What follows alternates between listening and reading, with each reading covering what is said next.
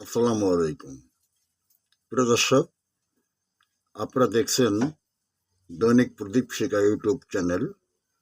এখন আমাদের সঙ্গে যুক্ত হচ্ছেন কূটনীতিতে একটা উক্তি বা একটা বক্রোক্তি এক দুটো দেশের মধ্যে সম্পর্ক কত তলানিতে নিয়ে যেতে পারে তার প্রকৃষ্ট উদাহরণ হলো শামা ওবায়েদের একটি উক্তি। তিনি কয়েকদিন আগে একটা উক্তি করেছেন, ভারতকে সিদ্ধান্ত নিতে হবে বাংলাদেশের সঙ্গে কি সম্পর্ক চায়।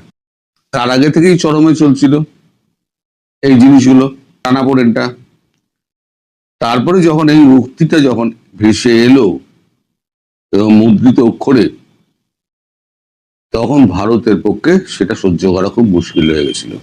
ভারত তখন সিদ্ধান্ত নেয়, অনেক হয়েছে, ভালো মানুষই অনেক হয়েছে, এইবারেতে আমাদের কিছু এমন পদক্ষেপ নিতে হবে যেখানে বাংলাদেশ বুঝতে পারে যে ভারত ছাড়া আমাদের চলবে না। অর্থাৎ আপনার হাইট হচ্ছে 3 ফুট, আপনি 30 ফুট হাইটের লোকের সঙ্গে আমি যদি এখন দ্য গ্রেট খালির সঙ্গে চোখে চোখ মিলিয়ে কথা বলতে চাই, তার 7.5 ফিট হাইট আর আমার হচ্ছে 5-6, তা আমাকে তো টুলের ওপর দাঁড়াতে হবে অথবা মোড়ের ওপর উঠতে হবে। তা বাংলাদেশের যে অর্থনৈতিক সাইজ এবং তার ভূখণ্ডের সাইজ, সেই অনুযায়ী তার যা সাইজের কথাবার্তা, তাতে ভারতবর্ষ বেশ চটেছে। এবং চটার পর গতকালকে আমি বলেছিলাম যে আমাদের খাদ্য ও সরবরাহ মন্ত্রী প্রহ্লাদ যোশী, তিনি তার ডিপার্টমেন্টকে ডেকে বৈঠকে করেছেন এবং আমার আন্দাজ অনুযায়ী রাত্রিবেলাতে হরদীপ সিং পুরিও সমস্ত অয়েল কোম্পানিকে ডেকেছিলেন এবং ডিস্ট্রিবিউশন কোম্পানিগুলোকে ডেকেছিলেন, যারা ডিস্ট্রিবিউট করে। অয়েল কোম্পানিতে শুধু অয়েল তোলে, ডিস্ট্রিবিউশন তো আর একটা কোম্পানি করে। ডিস্ট্রিবিউশন অথরিটি গুলোকে ডেকেছিলেন, ডেকে তাদের সঙ্গে একটা মিটিং করেছেন। মিটিং এ যা জানা যাচ্ছে, এটা অ্যাপ্রুভালের জন্য এবার ক্যাবিনেটে পাঠানো হবে, যে এখন আমাদের বর্ষাকাল চলছে, এই বর্ষাকালে এখন সমুদ্র উত্তাল, তারপর আমেরিকার সঙ্গে একটা ঝামেলা, গ্যাসের সংকট, আমরা গ্যাসের সংকটে ভুগছি, এবং বর্ষায় আমাদের এখানে প্রচুর ফসলের ক্ষয়ক্ষতি হয়েছে। ফলে এখন থেকে একটা ন্যারেটিভ তৈরি করো যে আমাদের নিজেদের দেশেই খাদ্য এবং গ্যাস এবং তেলের অভাব। ন্যারেটিভটা এখন থেকেই তৈরি করা হবে। হ্যাঁ, অথচ তার মানে এই নয় যে আমি কাল থেকে আমার সব বন্ধ হয়ে যাবে। ন্যারেটিভটা তৈরি হচ্ছে এইভাবে, আগামী 2-3টে সপ্তাহ এই ন্যারেটিভটা চলবে যে আমাদের এখানে সত্যিই খুব অভাব। তারপর ধীরে ধীরে ধীরে ধীরে কাট লাভ যেগুলো আছে সেগুলো হবে। একই সঙ্গে বিদ্যুৎ, জ্বালানি যদি না থাকে, জ্বালানি যদি অব্যাহত না থাকে, ব্যাহত হয়, অব্যাহত থাকে, তাহলে পরে পূর্ণ মাত্রায় চলবে ইউনিট গুলো। গন্ডা ইউনিটের কথা বলছে আদানির।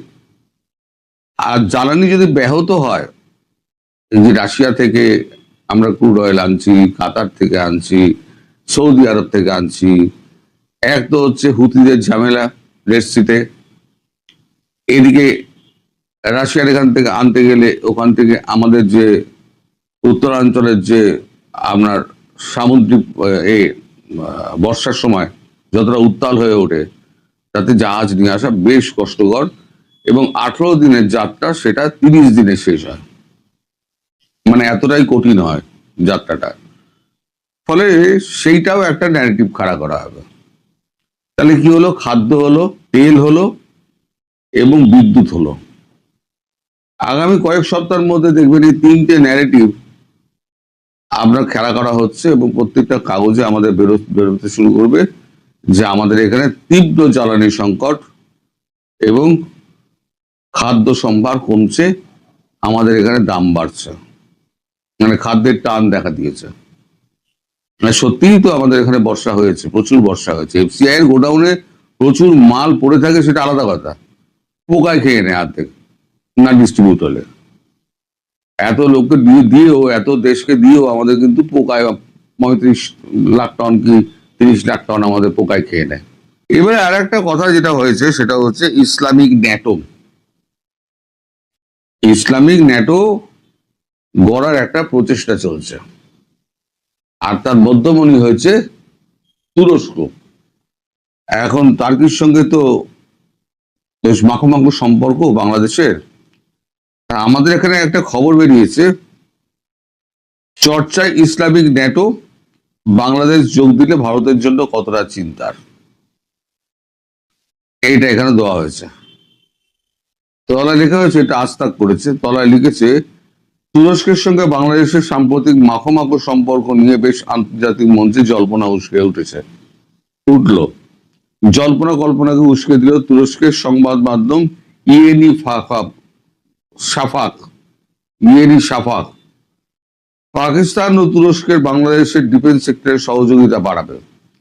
তুরস্কের সঙ্গে বাংলাদেশের সাম্প্রতিক মাখো মাখো সম্পর্ক ঘিরে ফের আন্তর্জাতিক মঞ্চে জল্পনা উস্কে উঠল। এবার জল্পনা কল্পনাকে উস্কে দিল তুরস্কের সংবাদ মাধ্যম ইয়েনি শাফাক।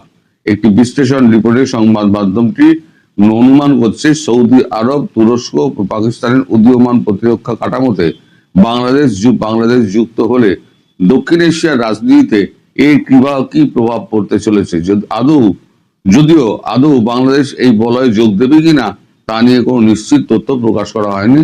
ফলে এটা এখন একটা কল্পনা স্তরে রয়েছে। সব তো হলো, এই জোট ফোটে যদি যোগ দেয় তো যোগ দিল, কিন্তু আসল যেটা আছে, না পাকিস্তান খাদ্য দিতে পারবে, তেল দিতে পারবে, না তুরস্ক তেল দিতে পারবে, না বিদ্যুৎ দিতে পারবে। এই তিনটে দেশ কিন্তু কেউ কিছু দিতে পারবে না, দিতে পারবে একমাত্র ভারতবর্ষ। এবার ন্যাটো গড়ো, ইসলামিক ন্যাটো গড়ো, আর তোমরা কোন রকম